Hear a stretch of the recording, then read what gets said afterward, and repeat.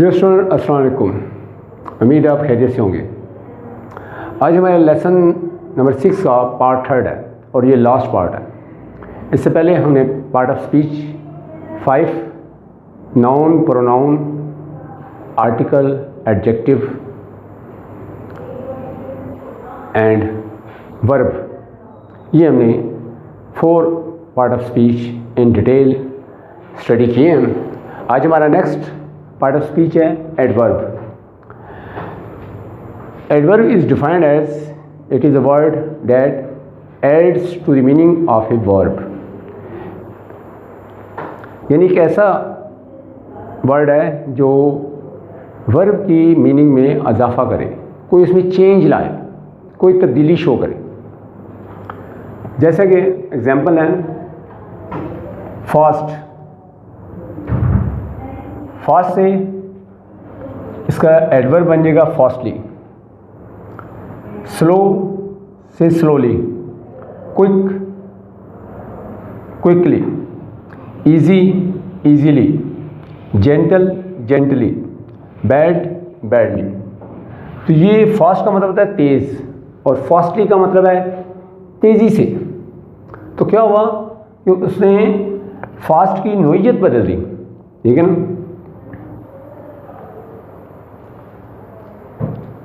इसी तरह स्लो से स्लोली, यानी कि स्लो मैंने आहिस्ता और स्लोली आहिस्ते से। क्विक से क्विकली, इजी से इजीली, जेंटल से जेंटली, बैड बैडली। तो इसका एक बड़ा सिंपल रूल है एडवर्ब बनाने का कि आप किसी भी नाउन या वर्ब के एंड में, आप नाउन के एंड में एल वाई लगा लें। यानी जैसे फास्ट है तेज़, और इससे बन गया फास्टली। इस तरह स्लो से स्लोली। तो लास्ट में एल वाई लगाने से नाउन जो है ये नाउन वर्ब ये इसमें कन्वर्ट हो जाएगा, एडवर्ब में चेंज हो जाएगा।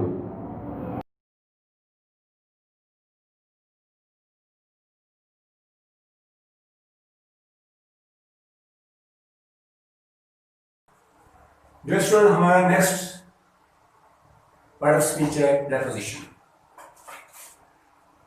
First of all we define preposition. These are the words that show relationship of a noun, pronoun with verb, adjective or another noun or pronoun. Such words are called preposition.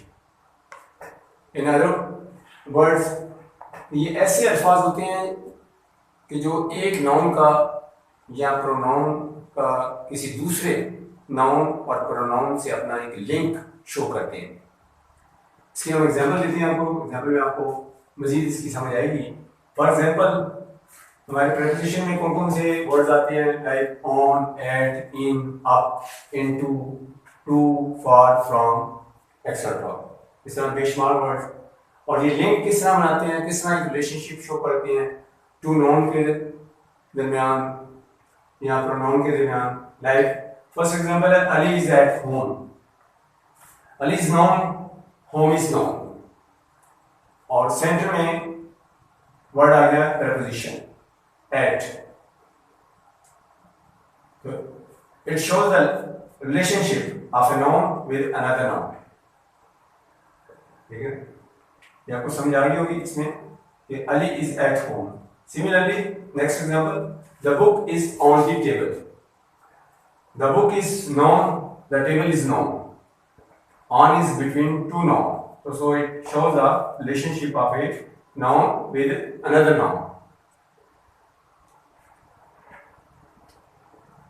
यानी कि ये दूसरे लफ्जों में ये एक चीज की दूसरी चीज के साथ उनकी पोजीशन को शो कर देते हैं। जैसे वर्ड है ना प्रीपोजिशन, तो अगर आप इस तरह भी याद रखें, पोजीशन, पोजीशन जो है वो आपको ये पोजीशन शो करते हैं।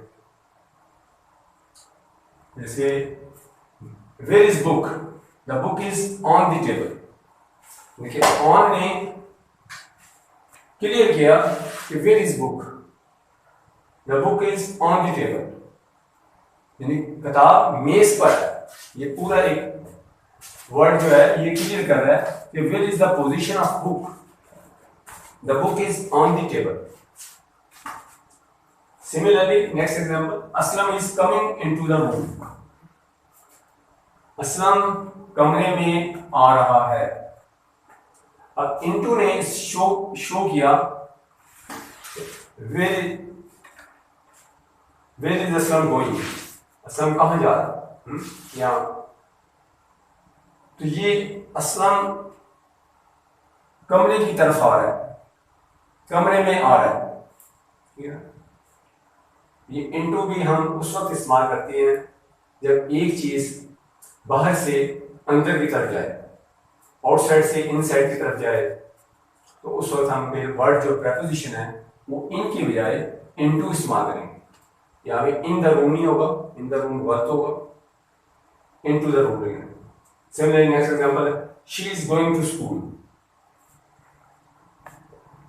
अब she is a pronoun and school is a noun, so it is and to is a preposition.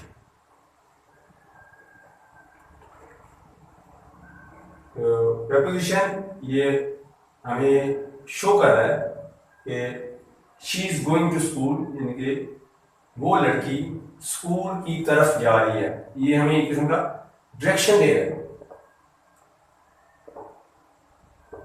Once again, I define preposition. Preposition are the words which show the relationship of a noun or pronoun with verb, adjective, noun or pronoun.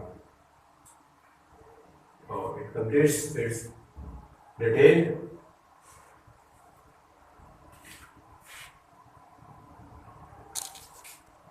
Geometry बंद कर दो वहाँ पे। Title ये अगर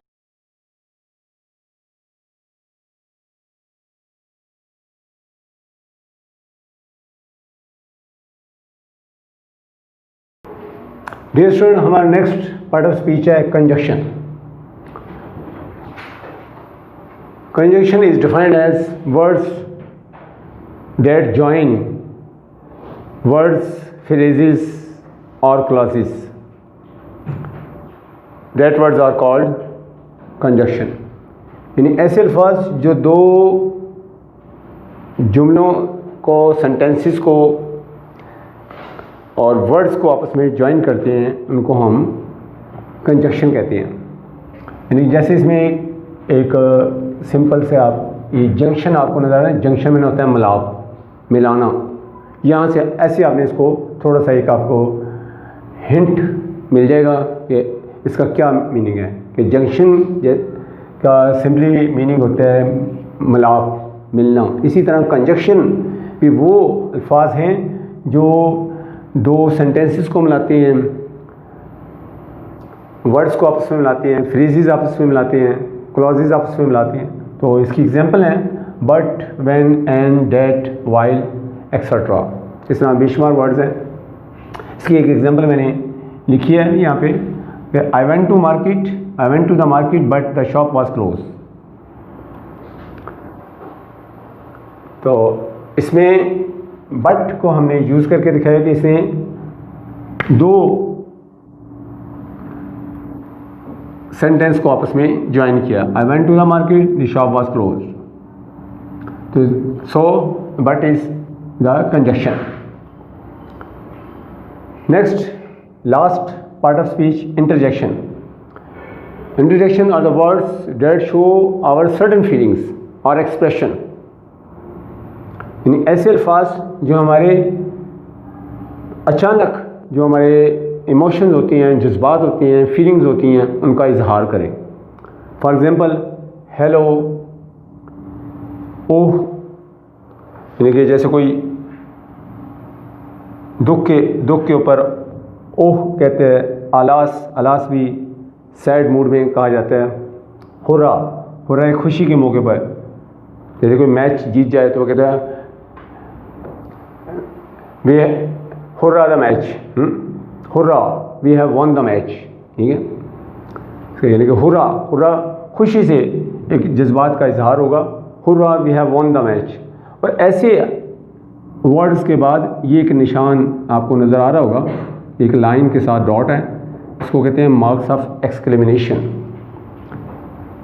यानी इस्तेजाबी निशान, जैसे उर्दू में और इंग्लिश में कहते हैं मार्क ऑफ एक्सक्लेमेशन। तो ऐसे इन अल्फाज के बाद आपने ये साइन लगाना नहीं भूलना, ठीक है ना, अदरवाइज़ आपका जो सेंटेंस है वो गलत हो जाएगा।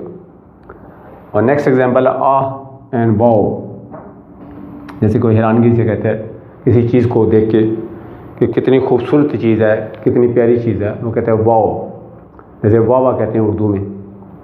तो this completes the lesson 6 in which we have studied in detail the part of speech.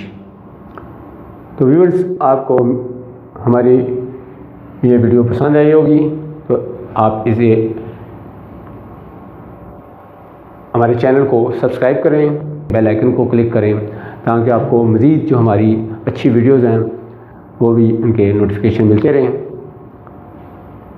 खुदाफिज़, हम मिलेंगे नेक्स्ट वीडियो के साथ।